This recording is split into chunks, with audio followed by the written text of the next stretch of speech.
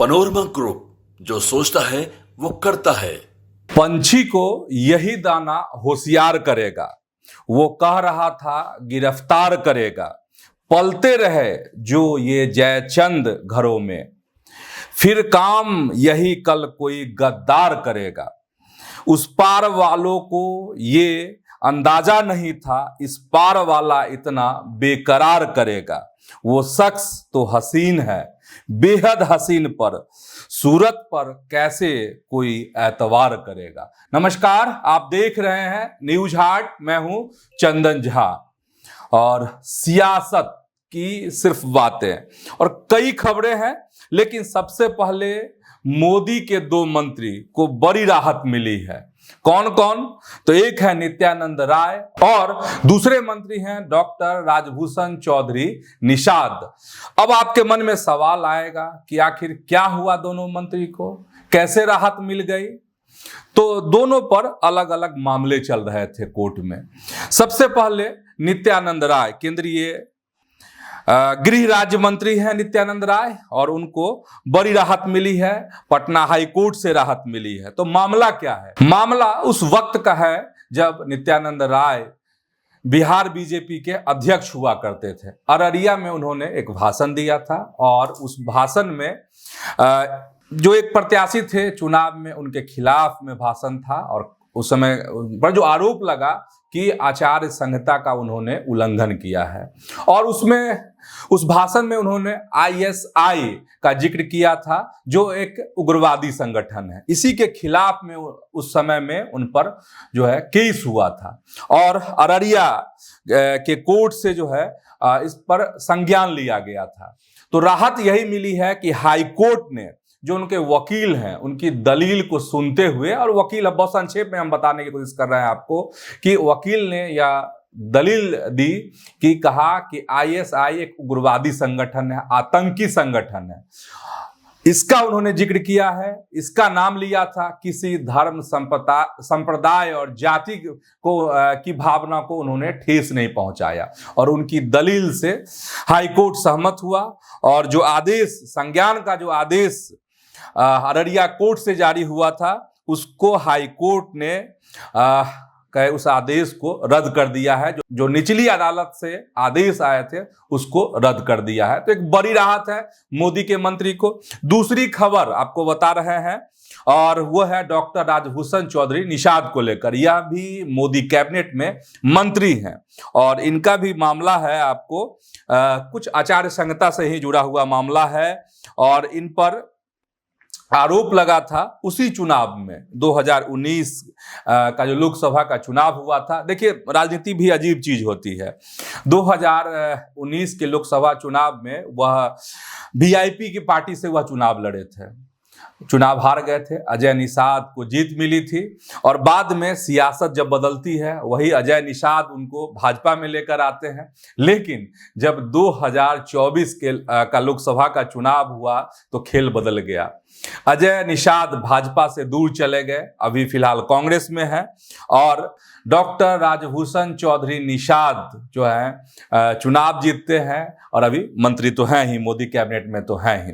खबर ये है उनको कैसे राहत मिली है। उनको जमानत मिली है कोर्ट से, उन्होंने कोर्ट में सरेंडर किया था। मामला ये था उस वक्त कि जब वह चुनाव लड़ रहे थे तो वीवीपैट और जो ईवीएम होता है और बटन दबाती हुई जो तस्वीर थी, उन्होंने अपने सोशल मीडिया पोस्ट के माध्यम से उसे पोस्ट किया था। तो इसी को लेकर उन पर केस दर्ज हो गया था और केस दर्ज होने के बाद उन्होंने बुधवार को कोर्ट जो है मुजफ्फरपुर में, उसमें जो विशेष कोर्ट होता है, उसमें उन्होंने सरेंडर कर दिया। सरेंडर करने के बाद उन्हें तात्कालिक रूप से राहत मिली है, उन्हें जमानत मिल गई है। हालांकि इस मामले की जो सुनवाई है फिर होगी और 2 जुलाई को सुनवाई होगी। उसमें फैसला आएगा, अंतिम रूप से यह फैसला आ सकता है कि कितनी राहत मिलती है, किनको? तो मोदी के जो दूसरे मंत्री हैं डॉक्टर राजभूषण चौधरी निषाद को।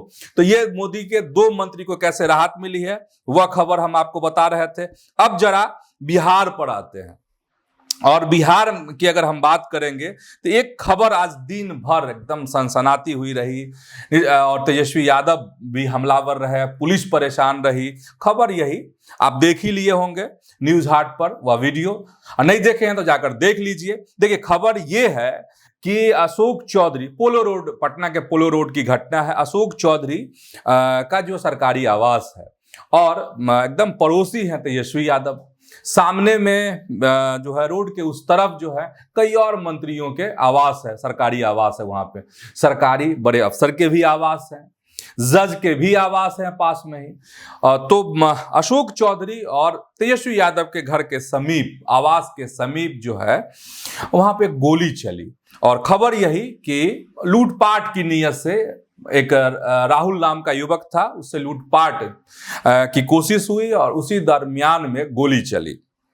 अब उस पर खूब सियासत हो रही है और तेजस्वी यादव ने बहुत कुछ कहा है, सरकार को घेरा है। तो तेजस्वी यादव ने क्या कहा है, उनकी बहन रोहिणी आचार्य ने भी बहुत कुछ कहा है, और जो रोहिणी है उन्होंने तो बड़ी आशंका भी जाहिर कर दी है। तो पहले तेजस्वी यादव कैसे सरकार को घेर रहे हैं, इस मसले पर कैसे सवाल उठा रहे हैं नीतीश की सरकार पर, पुलिस और प्रशासन पर, इसको जरा सुन लीजिए। तेजस्वी यादव ने एक्स पर लिखा है कि आज मेरे आवास के बाहर गोली चलाई या चलवाई गई है।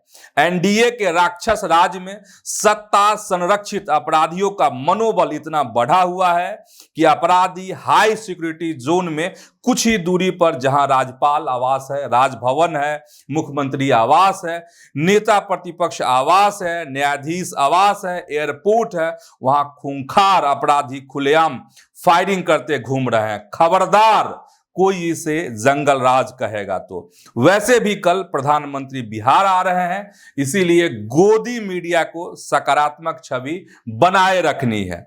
ये लिखा है एक्स पर, किसने? तो तेजस्वी यादव ने। अब आपको हम दूसरी बात बता रहे हैं। रोहिणी आचार्य भी काफी तलख हैं इसको लेकर। रोहिणी आचार्य बहुत चिंतित हैं तेजस्वी यादव की सुरक्षा को लेकर, और रोहिणी आचार्य ने जो ट्वीट किया है वही एक्स पर जो कहा है वह आप सुन लीजिए। देखिए रोहिणी ने लिखा है कि सुरक्षा के दृष्टिकोण से राजधानी पटना के सबसे संवेदनशील और महत्वपूर्ण इलाके में नेता प्रतिपक्ष तेजस्वी यादव के आधिकारिक आवास के बाहर गोली चलाने की घटना से ही बिहार की बदहाल बनाई जा चुकी कानून व्यवस्था की स्थिति उजागर होती है। बिहार में अपराधियों का तांडव शासन के सिर चढ़कर जारी है और मुख्यमंत्री के साथ साथ पूरी सरकार जो है कोमा में है। रोहिणी आचार्य ने यह भी लिखा है कि कुछ दिनों पहले ही सड़क यात्रा के दौरान तेजस्वी यादव के काफिले की सुरक्षा में चूक और प्रशासनिक लापरवाही की वजह से एक ट्रक के घुस आने की चिंताजनक घटना हुई है। मतलब रोहिणी इसको एक मतलब एंगल दे रही है कि देखिए कुछ दिन पहले ट्रक वाली घटना हुई थी जिसमें बाल बच गए थे तेजस्वी यादव। अब जो है आवास के पास में कहे बाहर में जो गोली चली है उसको लेकर आशंका जाहिर कर रही हैं और सरकार को, पुलिस को जो है कहे कि सावधान कर रही हैं कि देखिए कहीं कुछ गड़बड़ी तो नहीं है, कुछ अनहोनी तो नहीं होने वाली है। इस तरह से कह सकते हैं कि रोहिणी बहुत चिंतित हैं तेजस्वी यादव के लिए। अब देखिए तेजस्वी यादव का नाम ले ही रहे हैं तो बस एक लाइन में आपको बताते हैं कि आज आरजेडी के राज्य परिषद की बैठक, उसमें 800 से ज्यादा जो प्रतिनिधि हैं वो भाग लिए, भाषण रहा, तमाम चीजें रही। दूसरे कार्यक्रम में आप इसका विश्लेषण जो है आप देख सकते हैं। रात 8 बजे वाले कार्यक्रम में इसका विश्लेषण आपको देखने को मिलेगा। अब खबर हम यह बताना चाह रहे हैं कि इधर आरजेडी की मीटिंग चल रही थी और दूसरी तरफ बिहार कांग्रेस के प्रभारी कृष्णा अल्लावरू का एक बयान आया है। और उनसे पटना में पत्रकारों ने कुछ सवाल किए। सवाल वही कि आखिर महागठबंधन की जब जीत होगी तो आखिर सीएम कौन बनेंगे, सीएम का फेस कौन होगा। तो फिर उन्होंने गोल मटोल बातें कह दी है। पत्रकार को सीधी सीधी बात उन्होंने नहीं कही। उन्होंने कहा कि देखिए, आपके माइंड में कंफ्यूजन हो सकता है, लेकिन हमारे मन में कोई डाउट नहीं है। ठीक है अल्लाह वरू जी, आपके मन में डाउट नहीं है तो आप नाम क्यों नहीं ले रहे हैं, अगर डाउट नहीं है तो। हाँ, थोड़ा सा उन्होंने ट्विस्ट कर दिया है, जो बार बार वह करते रहते हैं।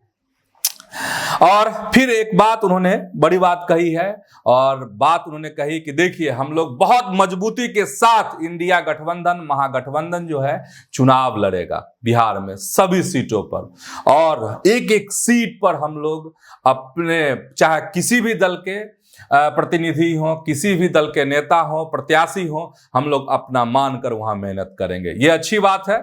लेकिन अगर माइंड में डाउट नहीं है कि हाँ तेजस्वी यादव ही सीएम फेस होंगे, अगर आपको डाउट नहीं हो तो आप कहते क्यों नहीं है, घुमा क्यों देते हैं बातों को।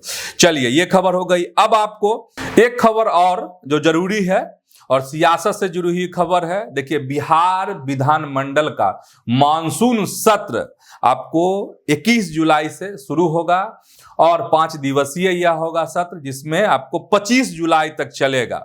और यह भी कहा जा रहा है कि सरकार का यह जो सत्र है वह अंतिम हो सकता है। अंतिम का मतलब, यहाँ पर कहने का मतलब ये है कि अक्टूबर नवंबर में चुनाव है, तो इसलिए कहा जा रहा है कि हो सकता है यह आखिरी सत्र हो इस सरकार का। मतलब 5 दिवसीय यह सत्र होगा। अब दोनों तरफ से जो है तैयारी हो रही है, पक्ष के तरफ से भी और विपक्ष के तरफ से। पक्ष जो है तैयारी कर रहा है कि विपक्ष के हर सवाल का जवाब देंगे, और विपक्ष भी सदन के अंदर में सवालों से पटकनी देने की तैयारी में लग गया है। चलिए, जब सत्र शुरू होगा तो हर खबर हम दिखाएंगे न्यूज हाट पर आपको। तो फिलहाल आज के सियासत कार्यक्रम में इतना ही। ऐसे ही आप न्यूज हाट के साथ जुड़े रहिए, खबरों से अपडेट रहिए। आपसे अपील है, आग्रह है कि अगर आप न्यूज हाट को यूट्यूब पर देखते हैं तो वहां सब्सक्राइब कर लीजिए, नहीं फेसबुक पर देखते हैं तो न्यूज हाट के पेज को आप लाइक कीजिए, फॉलो कीजिए। धन्यवाद, प्रणाम।